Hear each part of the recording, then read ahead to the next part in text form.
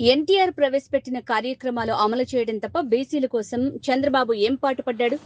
OC reserved స్థానాల్లో బీసీలకు పదవులిచ్చిన ఘనత సీఎం జగన్ది. అధికారంలో ఉన్నప్పుడు గాలికొదిలేసి ఇప్పుడు బీసీ భజన చేస్తే ఎవరు నమ్మరు. పవన్ కళ్యాణ్ ను వెనకాల పెట్టుకుని తిరుగుతున్న చంద్రబాబు బీసీలకు వెన్నెముక అని ఎలా చెప్తారు అని కొడాలి నాని అన్నారు. ఇప్పుడు చంద్రబాబు నాయుడు గారు వెనకాలేమో పవన్ కళ్యాణ్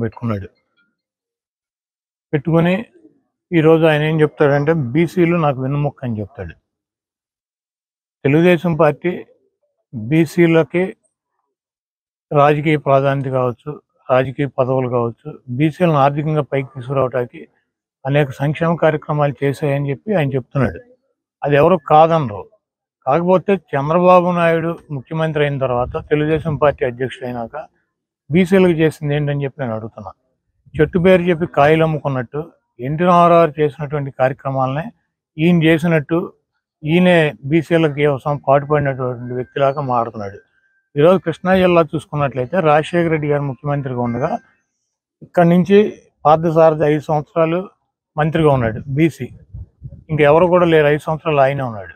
అదేవిధంగా జగన్మోహన్ రెడ్డి గారు ముఖ్యమంత్రి అయినాక ఇక్కడ ఈ మా జిల్లాలో కృష్ణా జిల్లాలో జోగి రమేష్ గారిని 2 సంవత్సరాల తర్వాత మమ్మల్ని అందరినీ తీసేసి జోగి రమేష్ గారికి బీసీ సామాజిక వర్గం నుంచి మంత్రి పదవి ఇచ్చి ఆయనే ఒక జిల్లాలో మంత్రిగా ఉన్నాడు, ఉమ్మడి కృష్ణా జిల్లాలో. అదేవిధంగా కృష్ణా జిల్లా ఓసీ అయింది, జిల్లా పరిషత్ చైర్మన్. అయినప్పటికీ ఆయనేమో గద్దె రామ్మోహన్ రావు గారి భార్యని కమ్మ సామాజిక వర్గం నుంచి పెట్టుకున్నాడు ఓసీ అయితే ఆ రోజు 14లో. ఇక్కడ ఓసీ అయితే జగన్మోహన్ రెడ్డి గారు మరి హారిక గారిని, ఉప్పాల హారిక గారిని బీసీ సామాజిక వర్గం నుంచి జిల్లా పరిషత్ చైర్మన్గా పెడతాం జరిగింది. విజయవాడ మేయర్ తీసుకుంటే ఓసీ అయితే కోనేరు శ్రీధర్ని ఆళ్ళు పెట్టుకుంటే అది ఓసీ అయితే నగరాలకు సంబంధించినటువంటి బీసీ సామాజిక వర్గం నుంచి జగన్మోహన్ రెడ్డి గారు మేయర్గా పెడతాం జరిగింది. అదేవిధంగా రాజ్యసభలు 8 రాజ్యసభలు వస్తే 4 రాజ్యసభల్లో జగన్మోహన్ రెడ్డి గారు బీసీలకు ఇచ్చాడు. చంద్రబాబు నాయుడు గారు 10 సంవత్సరాల్లో ఆయన ముఖ్యమంత్రిగా, ప్రతిపక్ష నాయకుడిగా, పార్టీ అధ్యక్షుడిగా 40 పైన రాజ్యసభలు వస్తే ఒక్కటి కూడా బీసీకి రాజ్యసభ సభ్యత్వం ఇచ్చినటువంటి పరిస్థితి లేదు. నిన్నగాక మొన్న 17 ఎమ్మెల్సీలు వస్తే 17 కూడా బీసీ సామాజిక వర్గానికి ఎమ్మెల్సీలు ఇవ్వటం జరిగింది. కార్పొరేషన్ చైర్మన్లు కార్పొరేషన్లు పెట్టి బీసీ సామాజిక వర్గాల్లో 52 కార్పొరేషన్లు పెట్టి కార్పొరేషన్ చైర్మన్లను నియమించడం జరిగింది.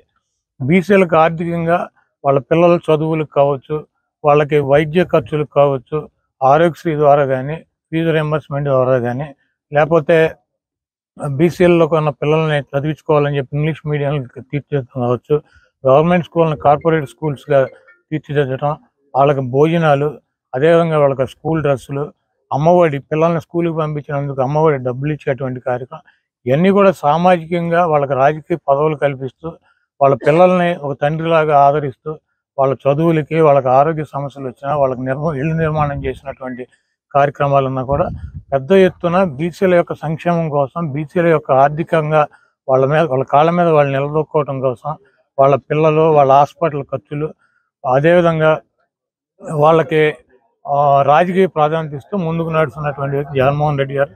చంద్రబాబు నాయుడు గారు ఎన్టీ రామారావు చేసినటువంటి కార్యక్రమాలను నేను చేశానని చెప్తూ పవన్ కళ్యాణ్ వెనకాల పెట్టుకుని బీసీల ఓటు కోసం వాళ్ళని గాలికి వదిలేసి ఈరోజు బీసీ భజన చేస్తే చంద్రబాబు నాయుడిని బీసీలు నమ్మేటువంటి పరిస్థితి లేదు. తప్పకుండా 2019లో చంద్రబాబు నాయుడికి ప్రజలు బుద్ధి చెప్పారు. 2024లో కూడా చంద్రబాబుకి, పవన్ కళ్యాణ్కి కలిపి ఈరోజు ఏదో చంద్రబాబు పవన్ కళ్యాణ్ కలిస్తే భూమి బద్దలైపోతుంది, మేమిద్దరం కలిస్తే ఇంకా మిగిలినటువంటి సామాజిక వర్గాలు, మిగిలినటువంటి వాళ్ళందరూ కూడా చేతకానాళ్ళు 80% వీళ్ళందరూ ఉన్నారు, బీసీలు కానీ, ఎస్సీలు కానీ, ఎస్టీలు కానీ.